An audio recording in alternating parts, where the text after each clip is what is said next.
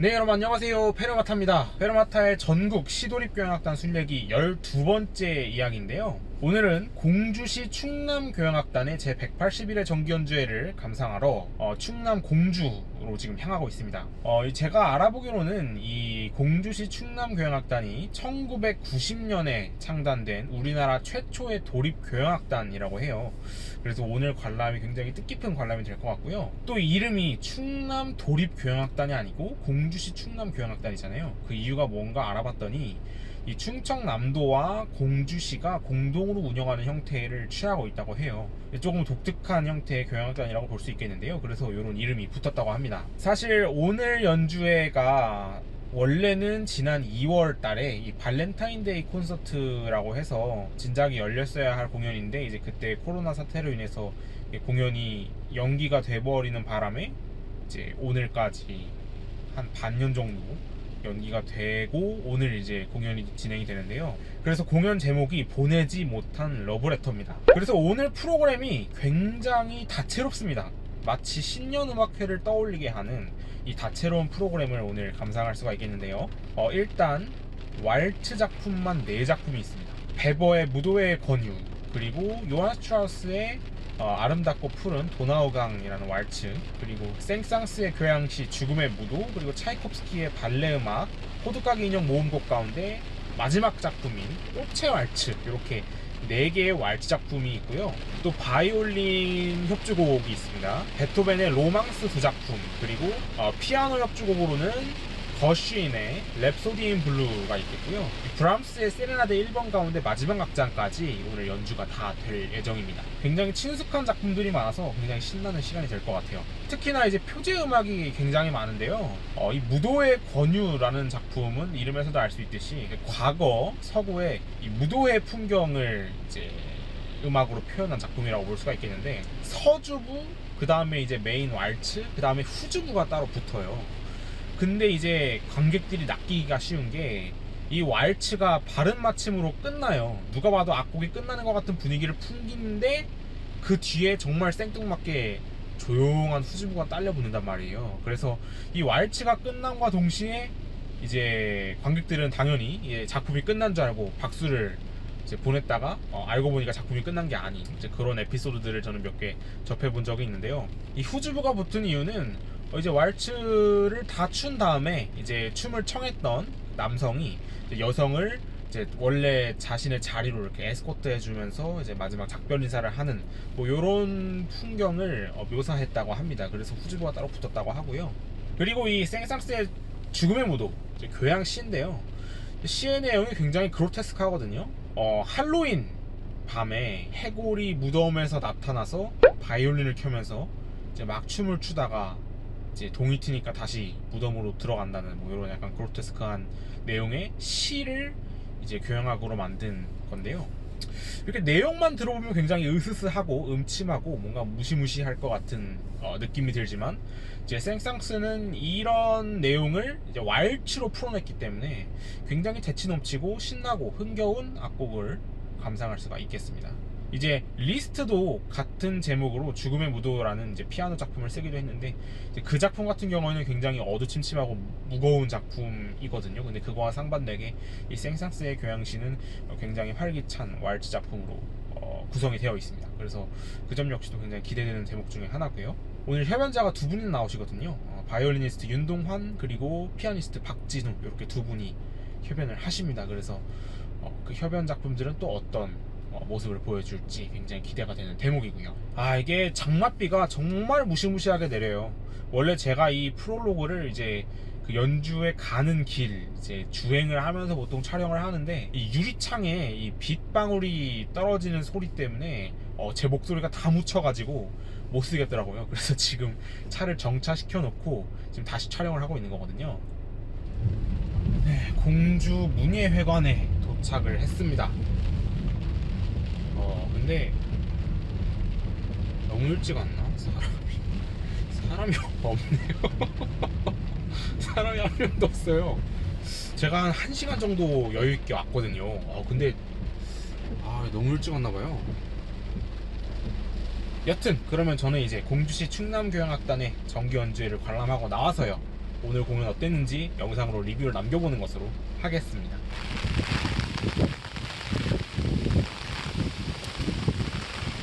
네, 저는 공주시 충남교향악단의 제 181회 정기연주회를 관람하고 지금 막 나왔습니다. 와, 비가 정말 얼마나 퍼붓는지. 제가 그 공연장에서 이 차가 세워져 있는 주차장으로 그 짧은 거리를 걸어 나오는데, 심지어 우산을 쓰고 있었음에도 바람이 너무 불어가지고 지금 다 옷이 다 젖었고요. 정말 장마는 장마인가 봅니다. 와, 정말 비가 무섭게 오네요. 오늘 이 공주시 충남교향악단의 정기 연주회, 보내지 못한 러브레터라는 제목으로 연주를 했는데요. 정말 종합 선물 세트를 지금 받아가지고 나오는 기분이에요. 약간 7월에 신년음악회를 듣는 느낌. 이제 코로나가 좀 빨리 진정이 돼서 정말 또 새로운 일상이 다시 돌아오기를 바라는 마음에서 약간 신년음악회를 보는 느낌으로 저는 오늘 공연을 관람하고 나왔습니다. 네, 이 공주문예회관 이 홀에 대해서 먼저 말씀을 좀 드려야 될 것 같아요. 이 공주문예회관은 한 600여 석 정도 되는 굉장히 아담한 홀이고요. 무대 역시도 굉장히 아담한 사이즈를 가지고 있습니다. 그래서 오늘은 심지어 이 현악 파트를 다소 축소해서 운영을 했음에도 불구하고 이 무대가 정말 꽉 차 보일 정도로 이 무대가 굉장히 아담한 사이즈였던 점이 굉장히 인상적이었고요. 그렇게 울림이 좋은 느낌은 아니었어요. 이게 조금 잔향도 짧고 울림이 깊지 않다 보니까 이 연주자들이 낼 수 있는 이 사소한 실수들을 이렇게 좀 홀이 좀 부드럽게 감싸주는 느낌이 되면 참 좋을 텐데 그렇지는 못하더라고요. 울림이 조금 아쉬웠다, 이런 느낌이 들었습니다. 먼저 신나는 왈츠곡 두 개로 무대를 열었는데요. 베버의 무도회의 권유, 그리고 요한 슈트라우스의 아름답고 푸른 도나우강 왈츠 작품이었고요. 왈츠 작품인 만큼 두 작품 모두 너무 신나는 분위기를 잘 살렸던 연주였습니다. 다만 한 가지는 이 비엔나 왈츠의 정수라고 할 수도 있는 이 아름답고 푸른 도나우강 왈츠인데요. 이제 이 빈 왈츠만의 독특한 특성이 사실 하나 있거든요. 이제 우리가 악보로 보면은 왈츠의 기본 박자는 4분의 3박자죠. 쿵 따따 쿵 따따 쿵 따따, 요게 이제 기본 박자잖아요. 근데 여타 왈츠와 비교했을 때 이 비엔나 왈츠만이 갖는 굉장히 독특한 박자가 있어요. 두 번째 쿵따따에서 두 번째 음이 약간 당김음처럼 작용을 해가지고 조금 더 신나는 분위기를 연출을 하거든요. 구다땅 구당땅 구당땅 구당땅 이런 식으로 하거든요. 근데 오늘 이 공주시 충남교향악단이 연주한 요한 슈트라우스의 왈츠는 사실 조금 이 특성을 잘 살리진 못한 것 같아요. 그래서 그 점이 조금 걸리긴 합니다만은, 그래도 이 워낙 작품 자체가 갖는 이 신나는 왈츠의 특성이 있기 때문에 충분히 신나게 감상을 할 수가 있었습니다. 이제 그 뒤에 바이올리니스트 윤동환 씨께서 이제 협연을 하셨는데 베토벤의 로망스 두 작품을 연주를 하셨어요. 이제 1번 사장조 그리고 2번 바장조 작품인데요. 2번 바장조가 조금 더 우리에게는 많이 익숙하죠. 그래서 1번 이 사장조 작품을 연주하시면서는 조금 위태롭나 싶다가 이제 2번으로 넘어오시니까 굉장히 안정적으로 연주를 운영을 하시더라고요.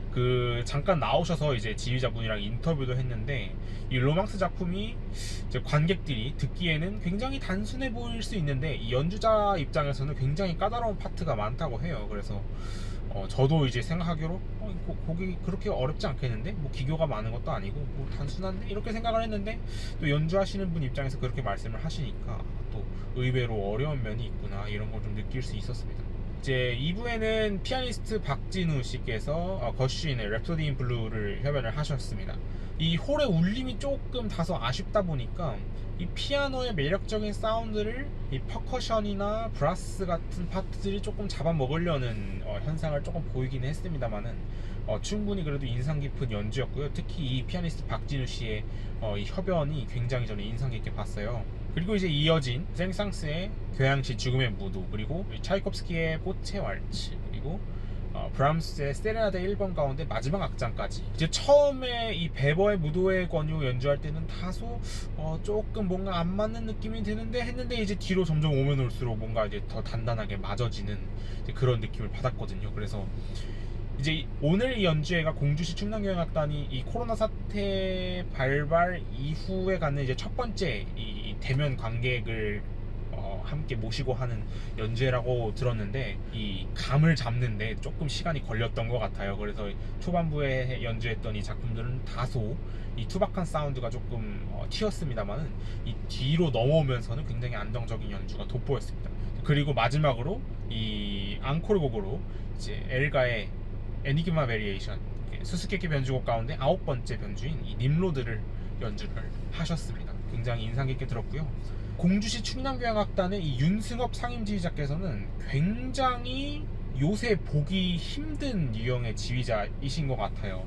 정말 온몸으로 지휘하시는 이 지휘자의 유형이셨는데 굉장히 동작도 크고 적극적이고 이 관객들에게 볼거리를 선사하는 관객 친화적인 지휘자다. 저는 이런 느낌을 받았습니다.